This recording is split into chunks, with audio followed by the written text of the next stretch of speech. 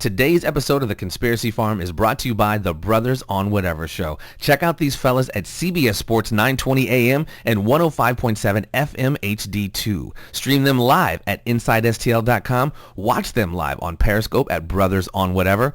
Check them out on Twitter at Brothers on What, or find them on Facebook at Brothers on Whatever.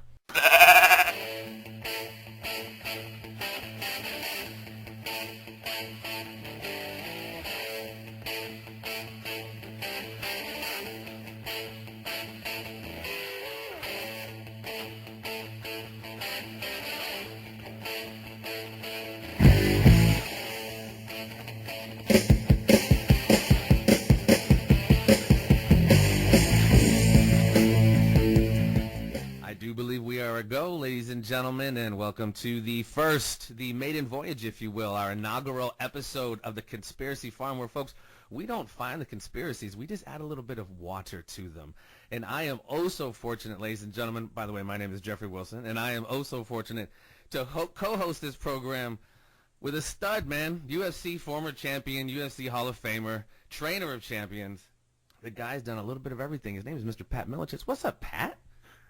Hey, this is great, Jeffrey. I'm excited. We're going to have a blast, and this is going to be a long run, brother. This is going to be a long run because, well, the material's endless. Yeah, I mean, we got a treasure trove. Like I said, it is quite endless. But like I said, we want to define things before we get into all of these conversations, because it seems to me like the language has been hijacked a little bit. So I want to make sure we define the term conspiracy, because I've noticed over the last maybe 15, 20 years, it's become such a pejorative term with such a negative connotation. If you think of conspiracy, then supposedly you're a thinking person, or if you're a conspiracy theorist, you have some tin hat and your X-Files, et cetera, et cetera. But no, a conspiracy, very succinctly and by definition, is the act of conspiring, an evil, unlawful, treacherous, or surreptitious plan formulated in secret by two or more persons, a plot, if you will, a combination of persons for a secret, unlawful, or evil purpose, or in legal terms, an agreement by two or more persons to commit a crime, fraud, or other wrongful act. So I wanted to make sure we define our terms very succinctly, and today we are starting out. What do we have on the plate today? What is our first conspiracy, Mr. Miletich, that we will be adding a little bit of water to?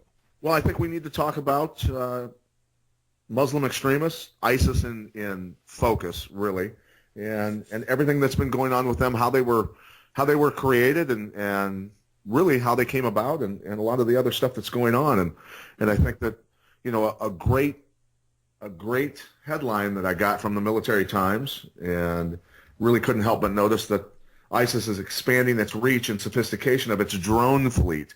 So, you know, you sit there and you think, you know, a bunch of guys in the middle of the desert suddenly had piles of weapons and ammunition and anti-tank weaponry and a bunch of other stuff that suddenly appeared, and they suddenly learned how to use it without any instruction. Most Americans have no clue about any of this stuff. That ISIS, you know, was armed by someone, they were funded by someone, and that now they're getting more sophisticated with drone weaponry. So it's, you know, when we talk about anything in terms of the funding coming from any Western nations, not just Sunni nations in the Middle East, that we're not batshit crazy. That a lot of these things, these arrows are pointing directly at Western funding and arming. Well, and like you said, Pat, before we get too deep, it's important, like you said, this has been going on for a while, and you know, this is honestly nothing new. I mean, you could even go back to a gentleman by the name, you know, one of the first places I started really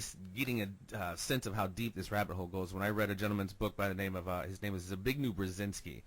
He was the former national security advisor for Jimmy Carter, and he wrote a book called The Grand Chessboard. And he kind of talked about creating proxy armies. And back then, we know they did fund and arm the Mujahideen, which had part in it Osama bin Laden to fight, at that time, the Soviets.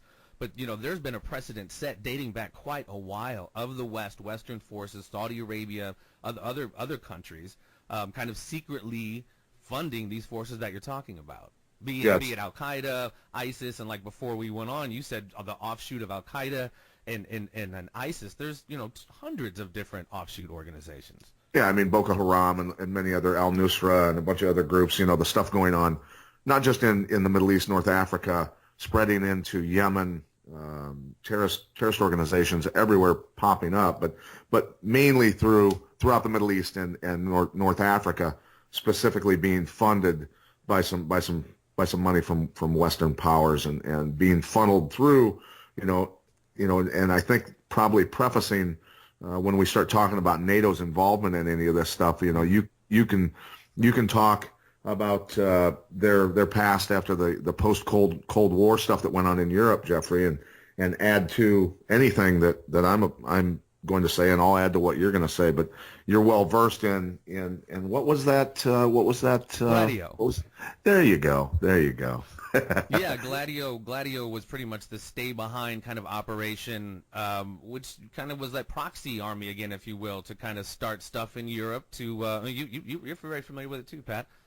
Yeah. Go ahead and keep rolling. I like how you're sounding. Okay, so I'll add to it. I'll throw things in. Well, I mean, it's oftentimes these things are utilized to kind of destabilize certain areas, and that's essentially what Gladio was against the communists back in the day. It's a problem, reaction, solution kind of situation. Like they create the problem, there is the reaction, and then they go into solve the problem that they created. And that's essentially kind of what Gladio was post World War II. And nowadays, excuse me, what we have, and I hope to get her on one day, Pat, and I've spoken to you about her. It's a former FBI whistleblower, and I don't want to say her name, but her study and research on this is so deep and so comprehensive. It's called Gladio B, essentially. It's this new phase, if you will, of a proxy war destabilizing certain areas. So like later on down the line, like we're not even close to, we're still in the reaction, we're still in the problem phase. We haven't even, when we're still reacting, we haven't even gotten to the solution part of it yet. Because as you have an article in the Military Times there about Coker saying this is going to be like a 10-year, 20-year drawn-out war against ISIS. That's what this new phase is. Gladio B, we're seeing it in Brussels, we're seeing it in North Africa, we're seeing it everywhere. And decades. Coker said decades.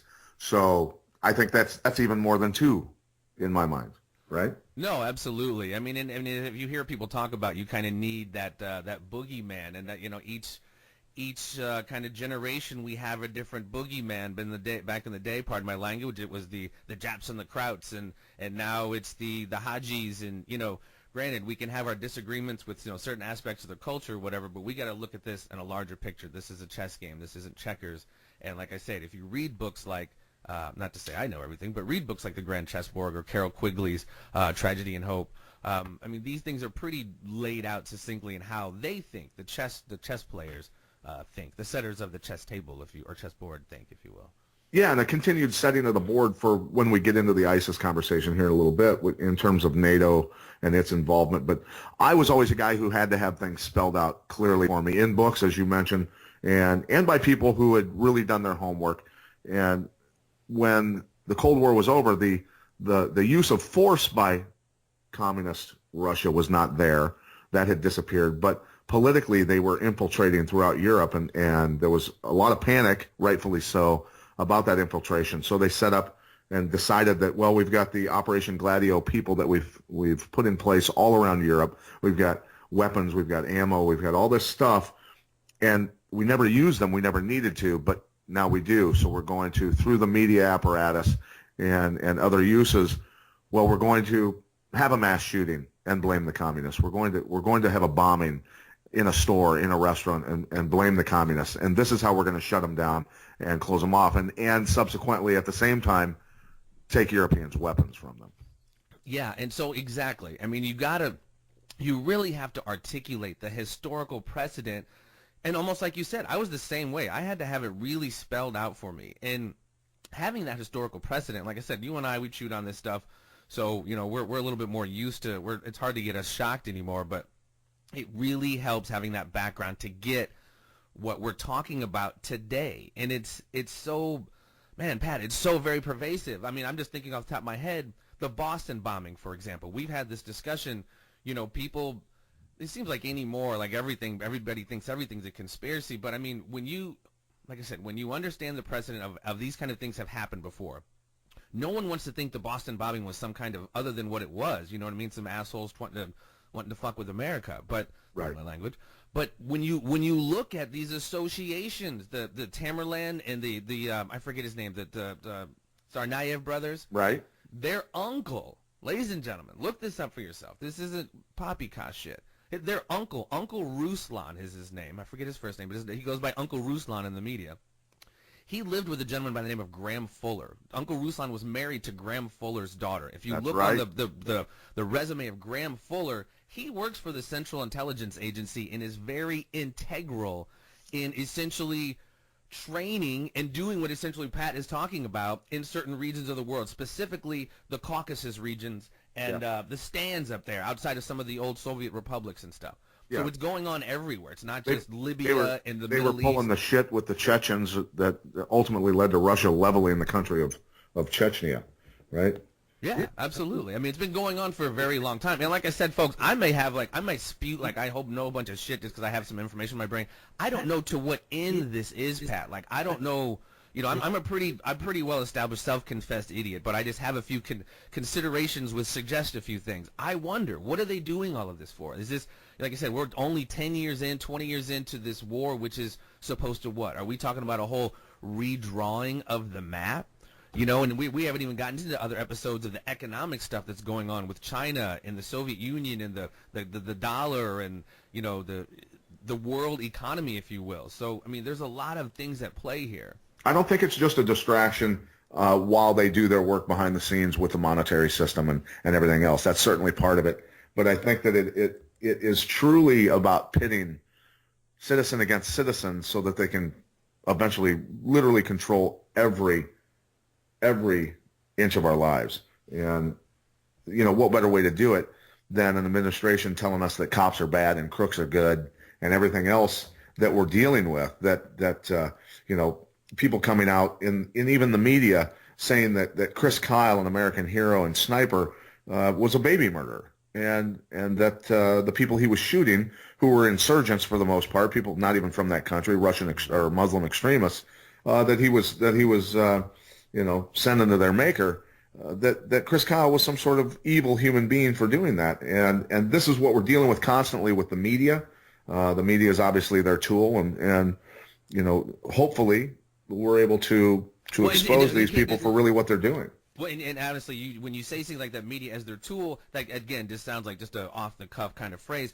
No, ladies and gentlemen, you can look up things like Operation Mockingbird, which is essentially, you know, whatever apparatus called the Central Intelligence Agencies, basically locking down the media. I mean, it essentially not owns for lack of a better term, but controls the narrative of pretty much all the media outlets. I mean, look at it. Like, all these different media outlets now are owned by just a few handful of companies. And these companies, apparently through this Operation Mockingbird and other kind of controlling mechanisms of the media, control the narrative and then thus control our perception of what's going on, which, again, is imperative, which makes it imperative why we need to educate ourselves and have some damn discernment, man, because when you go down this conspiracy trail, I mean, shit, I have questions about 9/11, but, you know, now it's gotten to the point where, you know, there's the no plane hit. I understand the no plane hit the Pentagon theory, but now there's the no plane hit the towers, which is insane. Or, you know, you get into your JFK, you know, the final shot came from the storm drain type shit. So it's like, you gotta have, or the ice bullet, you know what I mean? Yeah. So you gotta have some discernment. Yeah, I definitely don't subscribe to the deepness that these people take it to, and well, it is deep, but it's like, you know, like tentacles of a tree or branches of a tree. I mean, it can grow off crazy like that, but you just have to be able to, like, I don't know, rein it in a little bit. At least in my opinion. You know, I could be even off myself with some of my assessments. Right. So let's go ahead and maybe shift gears a little bit here. Talk a little bit more now that we've kind of done a lot of prefacing with our lead into ISIS and the globalists, the NATO organizations, and we don't even have to get in and confuse the listeners on the Council on Foreign Relations and the Trilateral Commission. Sure. We'll cover those groups individually and shows down the road. But you know, if you go back several years and you remember John McCain in Syria when we started talking about taking out Bashar al-Assad in Syria. John McCain went and met with the Free Syrian Rebels, and in that meeting, there are pictures all over the internet of Baghdaddy, And Baghdaddy was a guy that was released out of a federal prison here in the United States. He was a bad, bad, bad guy, a flat-out terrorist, and Islamic fundamentalist. And history shows and records show that he was trained. He was trained by very qualified people from Western countries, and this guy was sitting in that meeting.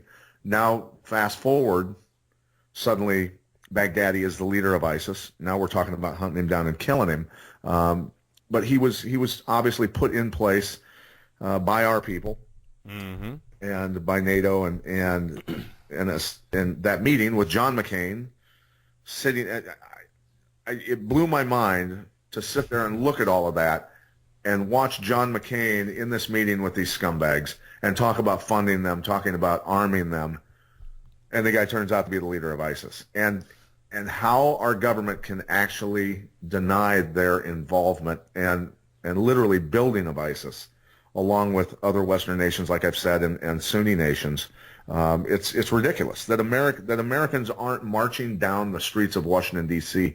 and demanding these people be removed at very least, if not thrown in jail.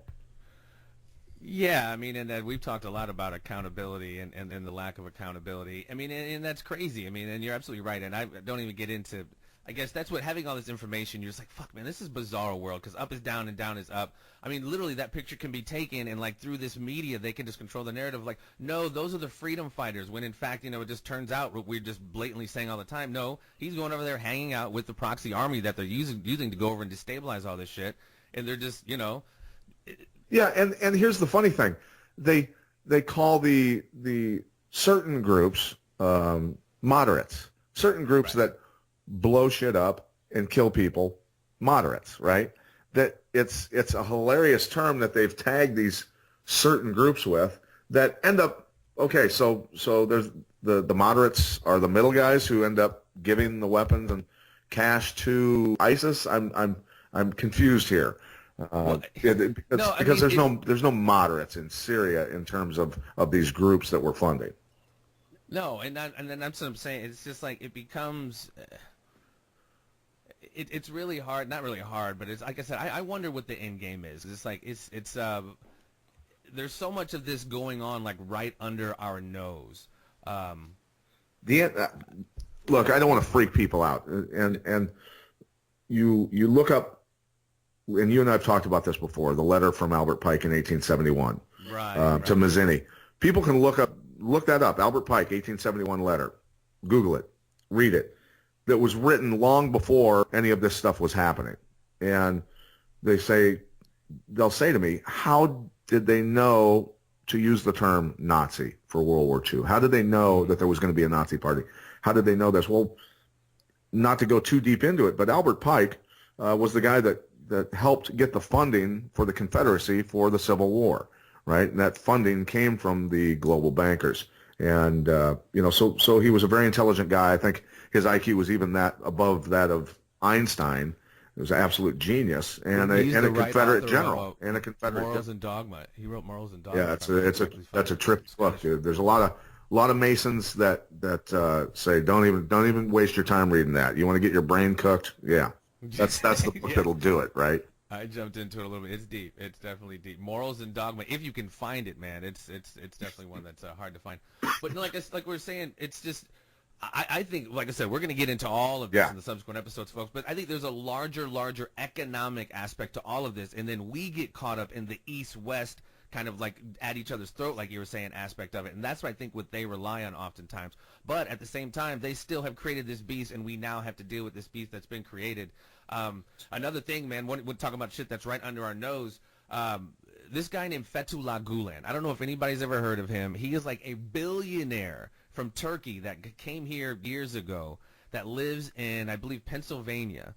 That is literally, his foundation has got billions of dollars, and he's literally just funding, arming, teaching madrasas, funding madrasas right under, right in Pennsylvania. Well, he's got school systems. He's got schools near bases, military bases, correct? Absolutely. Yeah, absolutely. There's a CBS News article, U.S. charter schools tied to powerful Turkish imams. Yeah, charter schools.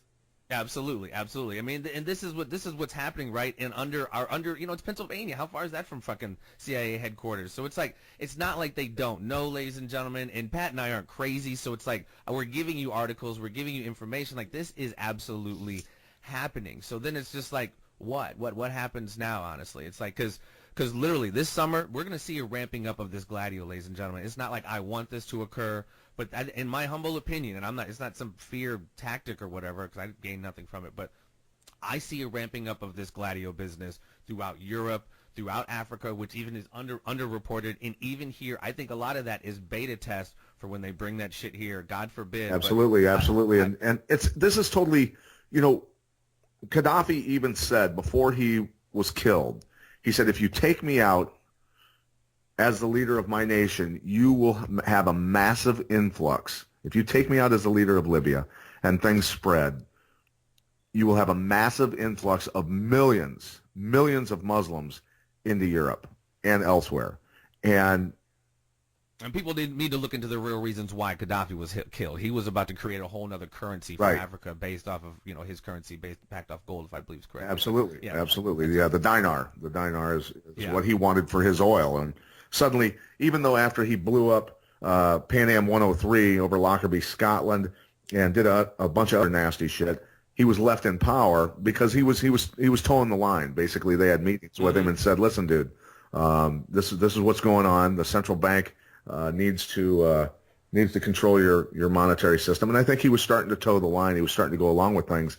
And as soon as he stepped out of line and said, "Yeah, you know what? I want gold for my oil," you're done, dude. You're done. Well, yeah. I mean, look at what happened to Mubarak. I mean, he was pretty much an establishment guy over there for decades until things just the board shifted and he was no longer in their favor. Right. So going back to though when we talk about that, the point I was getting to with the flood of millions of Muslims into Europe, which is happening, and frankly, the people in Europe are they're scared to death. They're flat out scared to death. The citizens who are marching against this are considered right-wing extremists by the media, by our media, by their media, that they're the bad people, when hordes of these Muslim men who obviously were raised in a much different place in the world, much different set of morals, are terrorizing communities. People are afraid to go out of their houses.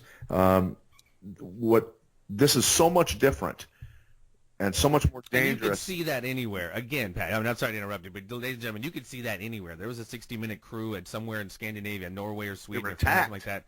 They were attacked. So, I mean, this is going on everywhere. Right. So, but this is much different than, a good friend of mine, and I can't even say his name. He was former special forces operator and CIA guy, and he owns a tech company that owns a good portion of the cell phone company across North Africa, those companies, and so that we can track people and things like that. He's got technology on borders that picks up cell phones instantly. That you would be amazed at the amount of people who don't even own shoes that come into our country and other countries on borders where they have technology where they'll suck the information out of your cell phone. They know exactly who's in these countries as soon as they cross.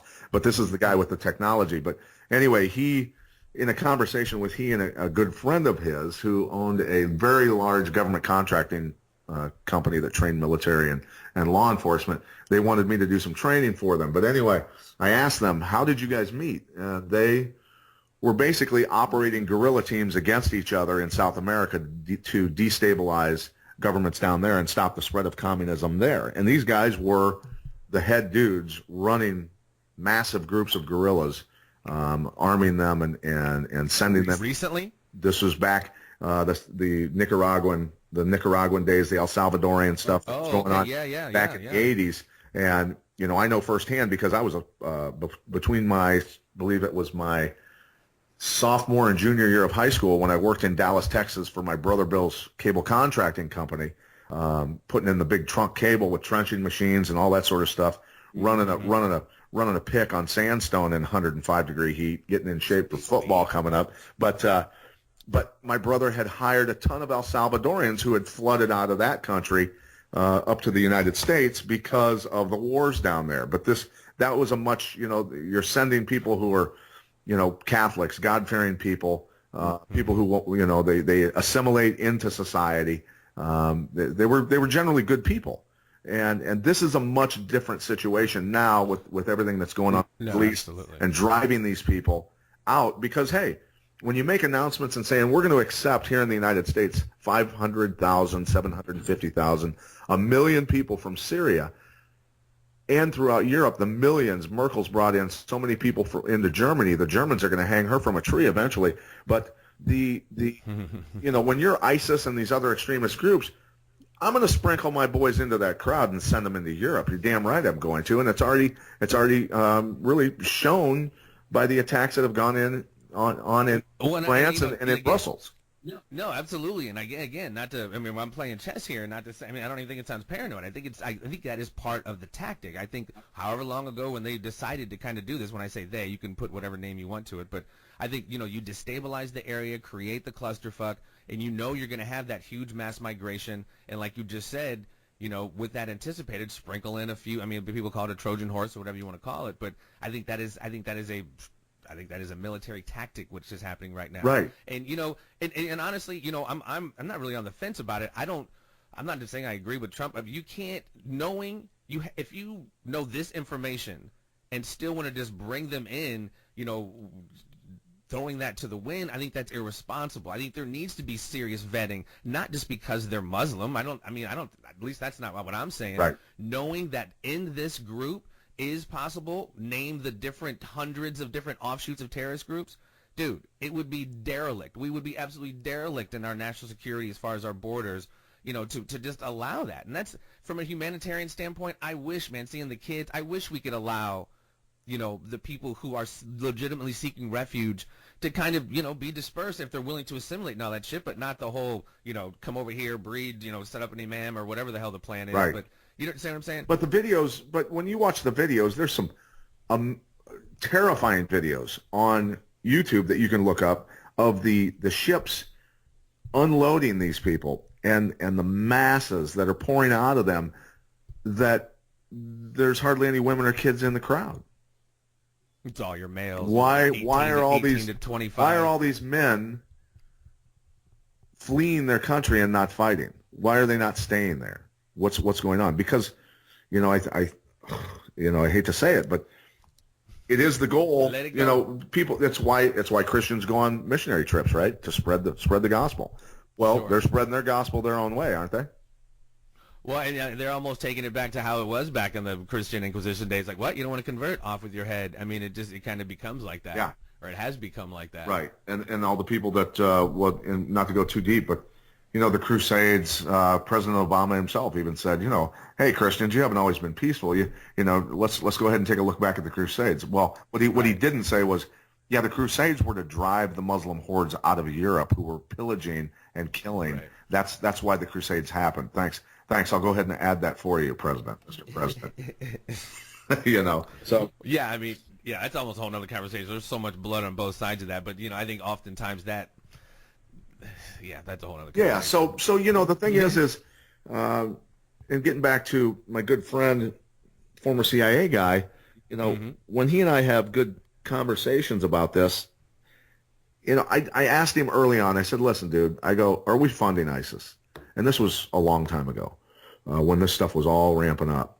And he goes, absolutely, 100%, without a doubt. He said, the money's being funneled from us straight to NATO. NATO is taking the money and the arms and delivering them. And that's just the way it is. And with Turkey playing both sides of the fence here, they're aiding ISIS, they're buying their oil. It's obvious that NATO is involved because a NATO nation like Turkey supporting ISIS is it's apparent. It's very, very obvious to those paying attention. Mm-hmm. So it's out of control, and we've got to at least talk about it, expose it, because nobody else is going to do it for us, buddy.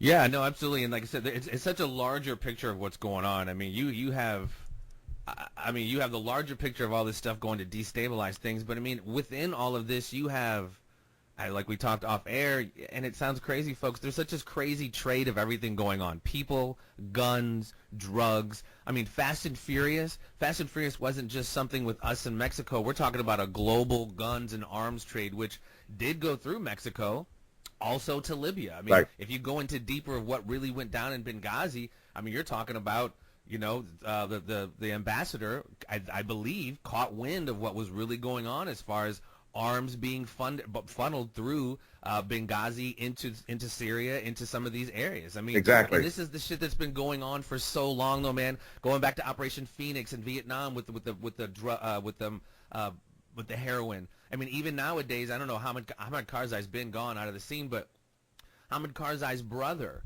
got pinched for pretty much being the main drug lord in Afghanistan, slanging the heroin into Turkey, into Europe. I mean, and of course, this is all under the auspices of, we're right there. We're set. We have shops set up. Like, we don't know this. I mean, this is the heroin. This goes back to the French Connection. So it's just like there is precedent to this, man. It's not just some shit that's happening now and it's still ongoing. And again, I wish I knew the end game, man, but it's really kind of terrifying because. Well, in my mind, I mean, you see, and we don't need to get deep into the financial side of things, but the end game you talk about, an easy explanation, in my mind, is could be definitely the destabilization of nations. No nation standing alone. America, its independence and its ability to stand alone it's just being eroded away right now. And I think that is something that, the globalists do not see borders. They see the globe, they see money, they see selling products to everyone, controlling everything, and that's the way it is. So no borders to them is what they see. And we've got to take a look at the banking situation now. The banks in Europe are starting to have a lot of problems. We're talking about negative interest rates where they're going to charge you money. The bail-ins are starting. A lot of other things. The bail-in in Austria, I think the only way they pull this off, Jeffrey, is to go to a digital currency, to truly control everything, to just have it a stroke on a pad of just electronic pulses as money. The only way they can switch over to this is complete chaos and destruction and just, which gets into that problem reaction solution. Like, right.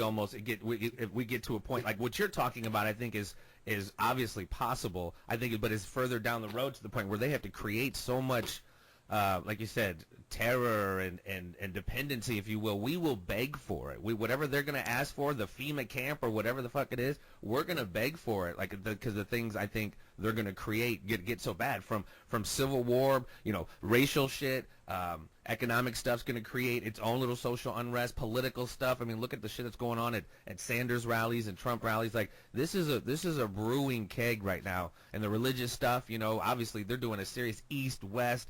I mean, they're firing on all cylinders as far as recipes for, I guess I don't want to call it civil war, but recipes for serious unrest. And it's not, I mean, I don't know. I know there's still light in the world. I know there's still good stuff going on in the world, but for what I'm seeing, this whole thing, this ship's being controlled in a way that we're not going to like where it's going. Yeah, and I think a glaring thing, as you mentioned with the religious stuff, the racial tensions, all this stuff that's being instigated on purpose. You know me, and you know what I do. I travel literally every week to a different city in the United States every week, and I see black people, brown people, white people, Asian people interacting and getting along fine, hanging out together, having drinks, having dinner, having meetings, and everybody gets along just fine. And so it's a false narrative. And sure, are there some racial tensions when a cop shoots a black kid? Absolutely, I get it. I understand it.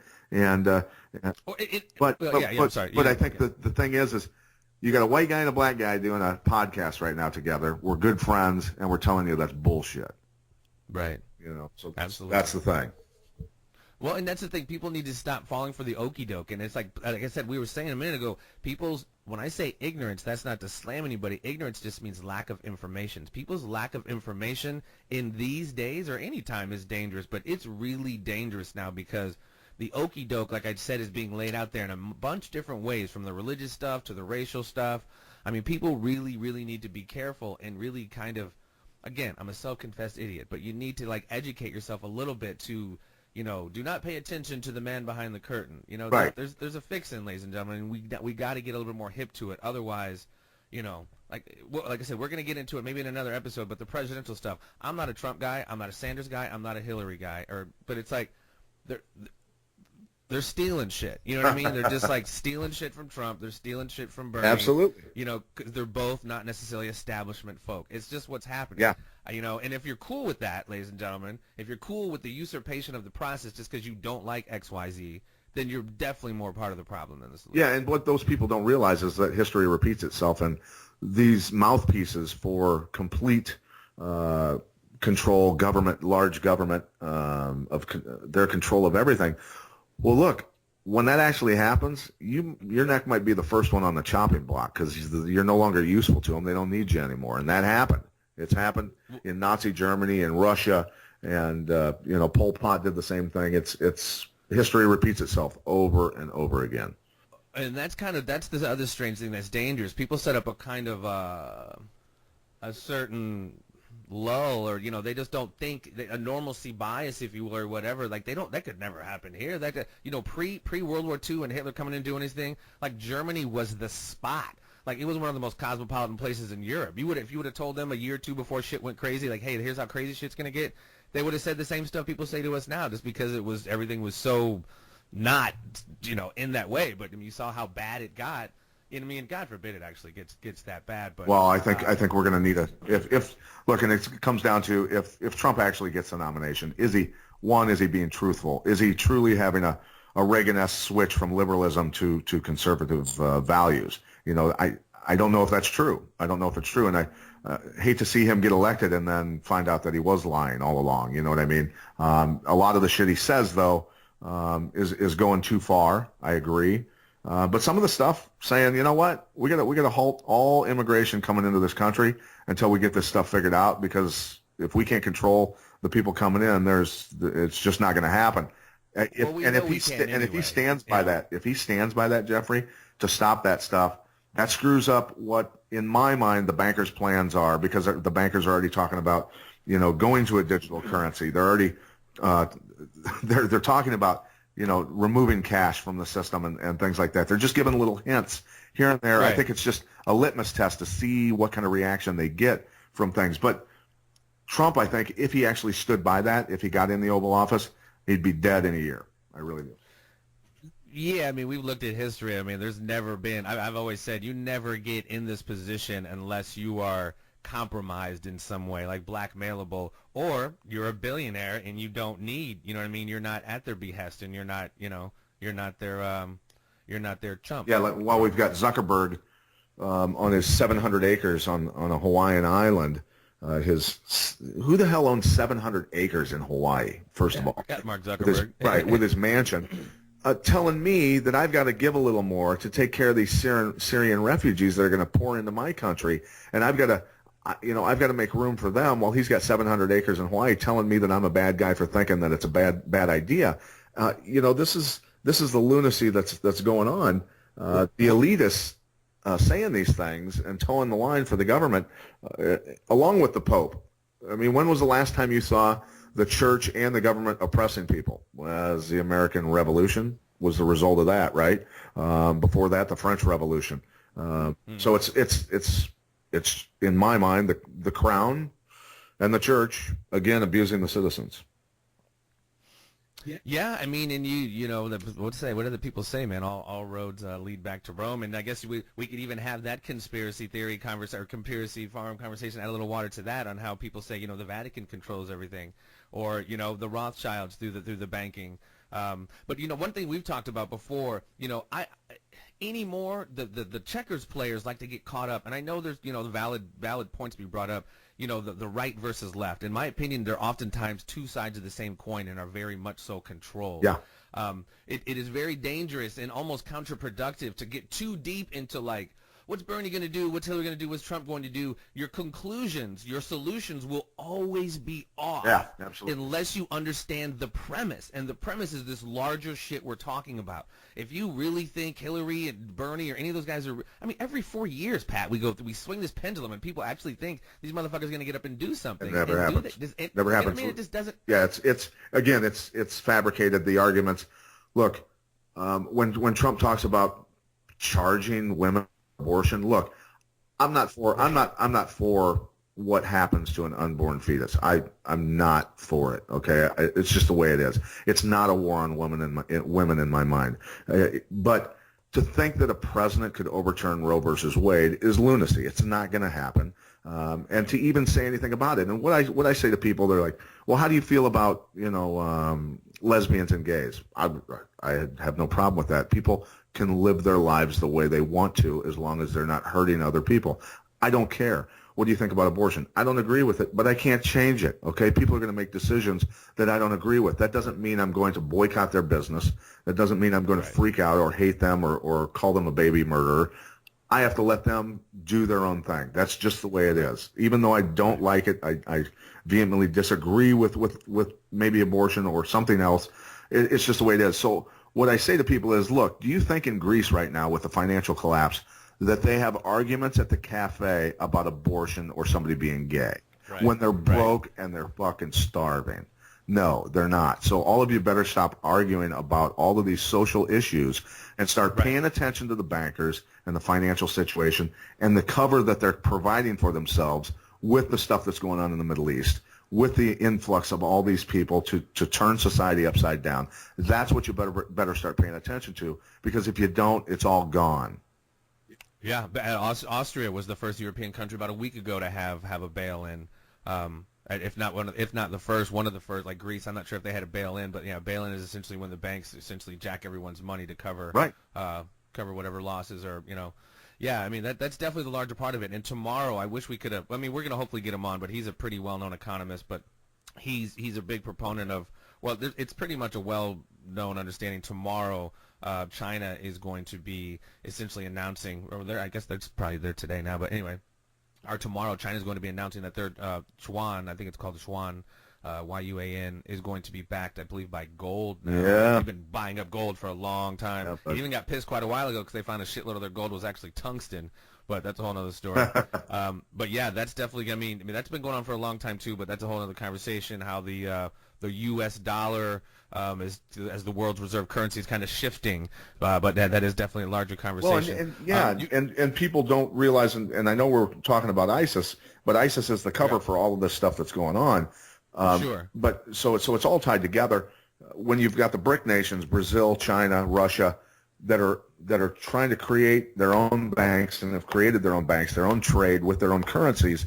Now you've got the central bankers, the global bankers are losing their minds, and that's why we see this ramp up in hostility between Russia, the United States, and other nations, our allies, NATO nations. Will Russia, if Turkey shoots down another one of Russia's fighter jets, does Russia hammer the shit out of Turkey? And then suddenly, we're in World War III because we've got to pay attention to Article 5 from NATO that says we have to protect another NATO nation that gets attacked. Is that what ultimately sets this thing off? I don't know, but well, and see, and per kind of what you said, the BRICS, these new, like, it's all shifting, guys. Like, it's so much like not the U.S. dollar anymore. Like you said, the BRIC. That's Brazil, Russia, I believe Indonesia or India and China. And then you have places like the Asian Infrastructure Investment Bank. These are all different organizations and financial institutions in Asia essentially getting ready for this big shift. And I think it's going to be interesting, man. I don't know. I hope to God it doesn't, like I said, it doesn't, I don't think it's going to get super. I don't know. Like I said, I don't want a worst case scenario, but things are definitely changing. Definitely changing. And if the American dollar is no longer the global note, how expensive is your gas tomorrow, buddy? Right. Well, and a few years ago, and I had the article up a bit ago. It's been a couple years. China and Russia have already started trading their oil in Chinese dollars or Chinese yuan. So this has been moving in a direction. I mean, that's huge in and of itself. The world trades their oil in U.S. petrodollars. For Russia and China to have stopped doing Right. that a couple of years ago, like this bubble is building, folks. It's almost like your teenage college student or whatever, like owes a shitload of money and keeps getting credit cards. This is essentially like a microcosm of what we're talking about. And it's not even to mention where we're talking about the derivatives, the collateralized debt obligations, the all the different things that are just creating this bubble even further. Right, and by doing this, I mean, it's almost like icing on the cake. If we've got terrorist attacks going on here in the United States, that's just icing on the cake to the destruction of the nation financially, being killed really, in my mind, without a shot being fired by China and Russia starting to do this. And you know that Brazil's doing the same thing.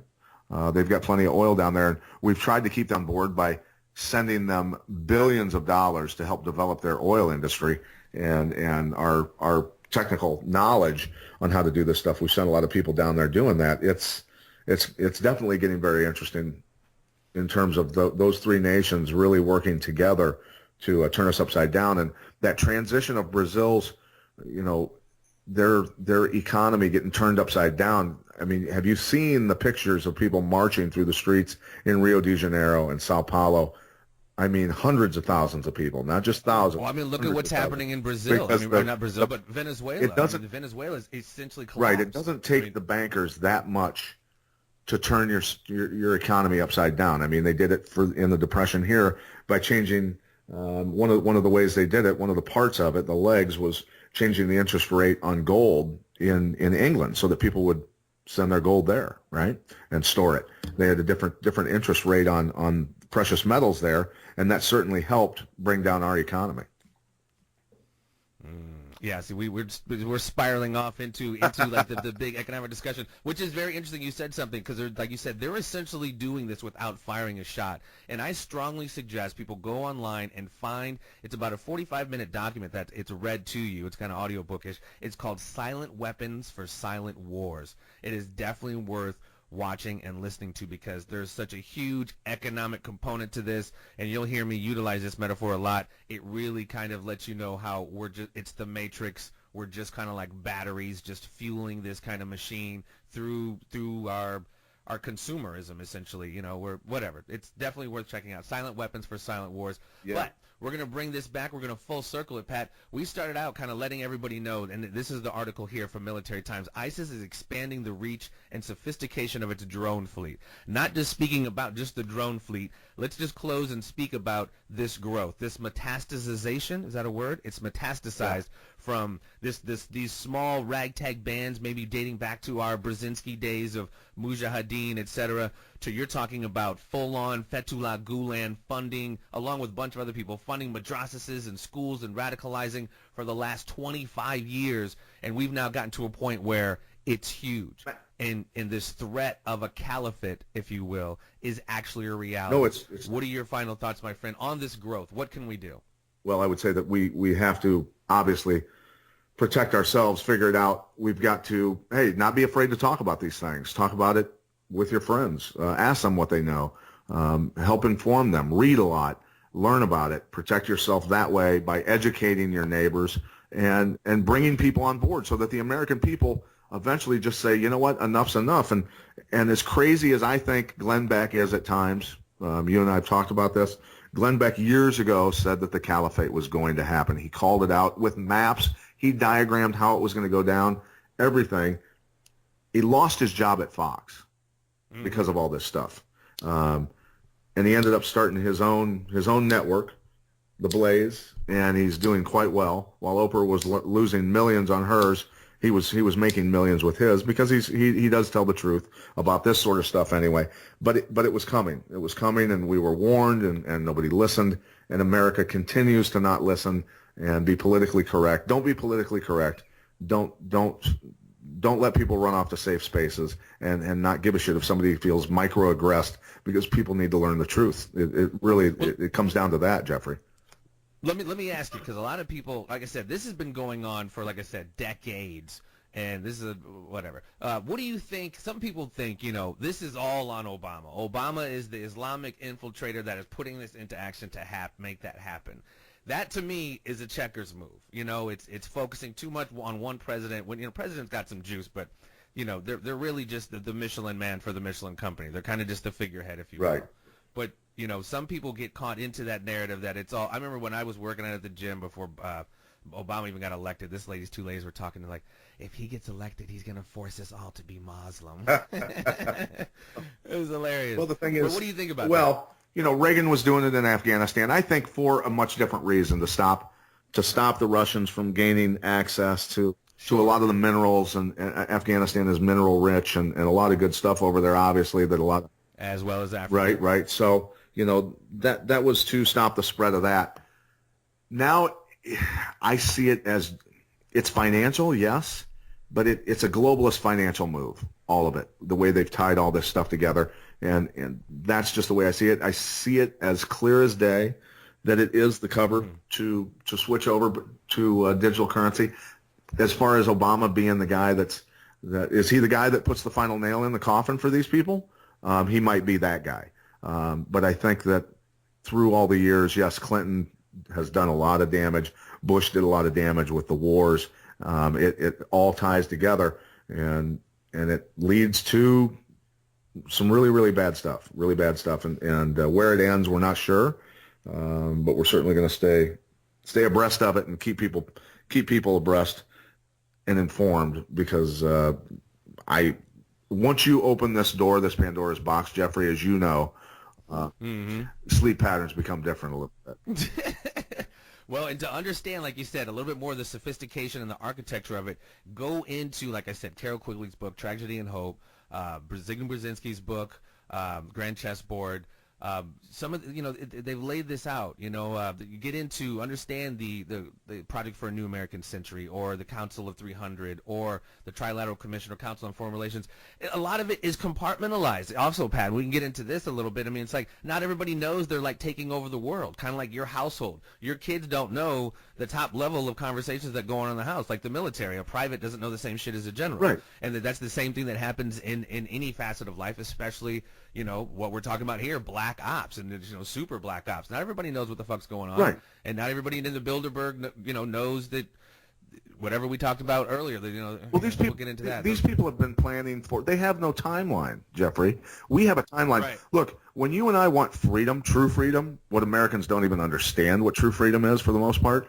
We want it now. We want it now. We push for it now. We don't educate massive amounts of children in schools to help that spread eventually in the next generation. But these people have. They put their people in schools, in the media. They've set and laid plans and made it work. And that's what we're seeing happen now. Everything is blossoming for them. So they've made these plans for many, many decades.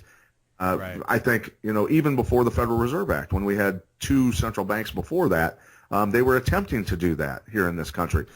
Well, I mean, this goes back to the three wars. Your letter found exactly, and the Creature from Jekyll Island. You read that from Griffin. Again, the Creature from Jekyll Island. People can read that and understand truly what we're dealing with financially, and why what the motivation would be for a creation of ISIS and all these other terrorist organizations spreading throughout the world.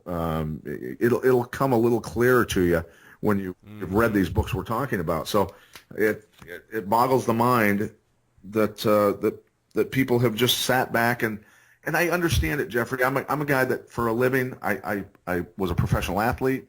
I had time to research stuff. I travel a lot. I have downtime in my hotel room on the plane. I read books, I read articles, and I research and I study things.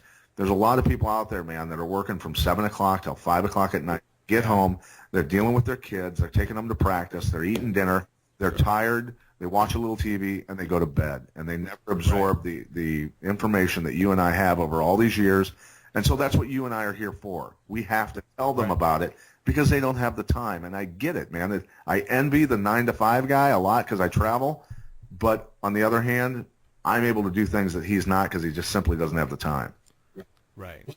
Well, and even from the larger standpoint, I think there is a social engineering aspect to the dumbing down of our society. So, you know what I mean? You look for as many shortcuts to thinking as possible. That's why, you hear somebody talk like you and I talk. It's like, oh, you're one of them quote-unquote conspiracy theorists, and automatically their mind shuts down because, like I said in the beginning, it's become this pejorative term that, nobody wants to really think anymore. So, you and I become And people like us become anomalies while, you know, they keep up with the Kardashians and line up for fucking iPhones or, you know, whatever it is. So. and what is it? I don't even remember the term because I've never, what is it? Black Friday? What the, who does that? People die. Yeah. People die doing this activity. It's just insane, man. This is what I'm talking about, the bizarre world. I watch stuff like that, Pat, and it hurts my heart, man. Not just because, like, come on, really for a TV, but it's like those people, you know, if you go up to the man on the streets and, like, ask just basic questions on world leaders or what, it's like they don't know shit, but they know Snooki and they know what, you know, they know all the dumb shit, but don't even ask them about anything cerebral. It's like you hear see the smoke coming out of their ears. Dude, I've talked to really bright people, business people, even local bankers, people who work at banks that don't know any of this shit. And you just look at them and go, how is this possible that what I'm telling you is completely foreign to your brain? You know, and I'll say, go read this, go read that. And then next time I see you at the store when we're grocery shopping, we'll talk about it. And they see me and they go, dude, oh, shit. Well, see, and that's what I hope this does. I think we've laid out a few sources for this stuff, and I mean, I know a lot of people, if they're tuned in, obviously they're probably a little, you know, acclimated to conspiracy. But if not, you know, this definitely takes you down the rabbit hole more. So it definitely gives you so much more of a crystal clear, comprehensive. Not again that you and I know everything about it, but it lets you filter these events nowadays through a different lens. You know, you just see it through a different lens, and you understand it's not all what it seems, and like I said, it's just easier to kind of see through the bullshit a little bit more.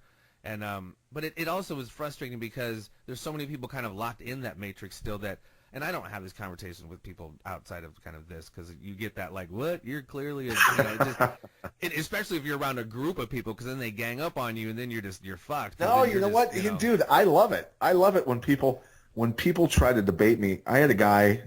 It's not even. I had a guy. It's just a matter of, like, I'm sitting first class because I've flown in the back of the friggin' bus for so many years that I finally get upgraded, right? So I get upgraded now. I'm sitting in first class and I'm sitting next to a pilot, and the pilot and I are talking politics. And this guy's obviously a conservative. We're talking, and you know, we're talking about bigger subjects than just, you know, the bullshit between liberals and conservatives. The guy sitting behind him just obviously. He just takes the very far left stance to the point where he supports the globalists. And I said, are you an American citizen? He said, yeah, I am. And I said, then what would motivate you to support the control of our monetary system, say, for instance, by people who aren't even American citizens? He goes, well, that's just the global economy. That's the way things are going to work. And it got so bad that I started hammering him on different facts that he got so frustrated that then he finally looked at me and he said, what are you going to do now? Beat me up? And I said, why would I beat you up when I just destroyed you in debate? I don't need to beat you up. You're clueless and you have no idea what you're talking about. And it got to the point. It got so bad. He was so upset. This is a grown man, all right, and he's dressed to the T. Very expensive outfit. Guy obviously has got plenty of money. He starts crying when we're getting off the plane, and the whole first class section, including the United pilot that was riding in first class, started laughing at the guy to the point where they go, oh, dear God, you know, and he was microaggressed. He was, and he started bawling because I buried him so badly in the debate that it hurt his feelings, and he couldn't handle it. These people will not see the truth no matter what. Until the FEMA camps start, they won't get it. They won't get it. What do they call that? That's cognitive dissonance. When you've set your mind up so you've locked yourself on such a narrative, when someone brings in other information, it literally like shuts you down. You don't even know how to process. I would almost liken it to this. Early days of the UFC, you'd have a wrestler, you'd have a boxer, you'd have a kickboxer, you'd have a karate guy, and they were too stubborn to learn any other style of fighting because they took it personal. It was so deeply in the fiber of who they were that they couldn't do it. And that's the way these people are. They cannot learn anything else because they've absorbed it into their soul, dude. Yeah. That's it's dangerous because it's like, man, like for me, like I even posted something the other day about it. It's not about being right necessarily. I'm about exchanging ideas and getting a deeper understanding of things, because I'm very Socratic, about how all I know is I know nothing, and I'm always anxious to hear new shit and, process new information. So, yeah, it gets dangerous, man, when you get locked into, that's why, I respect everybody's right to religion and all of that, but it's like when you get too deep into your religion, your politics, it definitely, creates, it definitely sets up some blinders, and it makes it difficult for you to have, like, open-minded conversations. Yeah, and I love it when somebody educates me and proves me wrong. I want that. Yeah. I want that because I want to become more well-informed and see the big picture. I don't care about something. It would be like, somebody kicking my ass with some certain martial arts techniques that I'd never seen before. Thank you. That hurt a lot. I want to use that.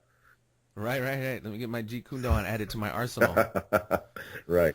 Well, Mr. Patrick J., we've gone kind of deep here. We're about over an hour, and I think we've covered a lot. I mean, we're not even close to done, folks, because obviously, as these things develop, we will still address this expansion of ISIS, expansion of this war on terror. We're going to get into next episode, I think, maybe some more a little more deeper economic issues, if we can track down the guests we're thinking of. But if not, we will have another nice, lovely conspiracy to add a little bit of water to. Any final words, my brother? No, just thanks for listening in to our inaugural podcast. I'm really happy to be working with you, Jeffrey. I think this is going to be a very fun journey together, buddy. We sound so fine, don't you agree? Ladies and gentlemen, this has been the first episode of The Conspiracy Farm with Patrick Miletich and Jeffrey Wilson. Thank you so much, everybody. Stay tuned for more. Thanks again, Pat. Thank you, brother. We got more for you, folks. We got more for you. Stay tuned.